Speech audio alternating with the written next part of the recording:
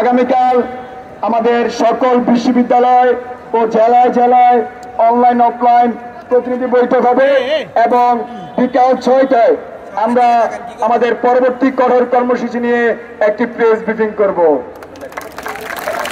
ঢাকা বিশ্ববিদ্যালয় কেন্দ্রীয় লাইব্রেরির সামনে আমরা একটি প্রেস ব্রিফিং করব। আমরা দেখি কুমিল্লায় আমার ভাইরা রক্তাক্ত হয়েছে, চট্টগ্রামে আমার ভাইদেরকে লাঠিপেটা করা হয়, পৌরবিতে ক্ষমতাসীন ছাত্র সংগঠনের সভাপতি আমাদের বৈষম্য বিরোধী ছাত্র দলের এক সংগঠনকে চট্টগ্রামে মারে তার তীব্র নিন্দা এবং প্রতিবাদ চালাচ্ছি। আমি বৈষম্য বিরোধী ছাত্র দলের একজন সমন্বয়ক হিসেবে সারা দেশের সকল সংগঠক সকল প্রতিনিধিদেরকে অভয় দিতে চাই, কোথাও যদি কেউ আমাদের উপর হামলা করে হুমকি দামকি দেয় আমরা সকলে একসাথে তাদের বিরুদ্ধে সর্বাত্মক প্রতিরোধ করে তুলব। কালকে কুমিল্লা বিশ্ববিদ্যালয়ে এক সাংবাদিককে পুলিশ লাঠিচার্জ করে মাথা ফাটিয়ে দিয়েছে।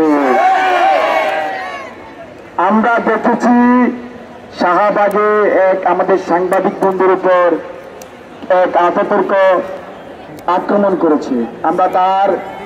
আমরা তার জন্য নিন্দা জানাই।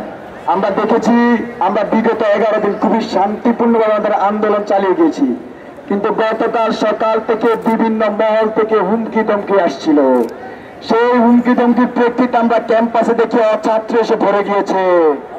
তারপরে কোন কুচক্রী মহল আমাদের আন্দোলনকে প্রশ্নবিদ্ধ করতে আমাদের সাংবাদিক বন্ধুর উপর হামলা করেছে। আমরা চাই তাদেরকে বিচারের আওতায় আনা হোক। আমরা তীব্র নিন্দা এবং প্রতিবাদ জানাচ্ছি বন্ধুগণ।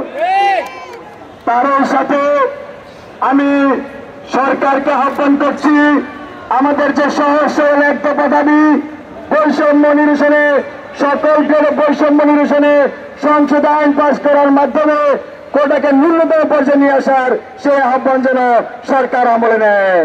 এই বাধা দিয়ে আন্দোলন, হামলা করে আন্দোলন, ভয় দেখিয়ে আন্দোলন।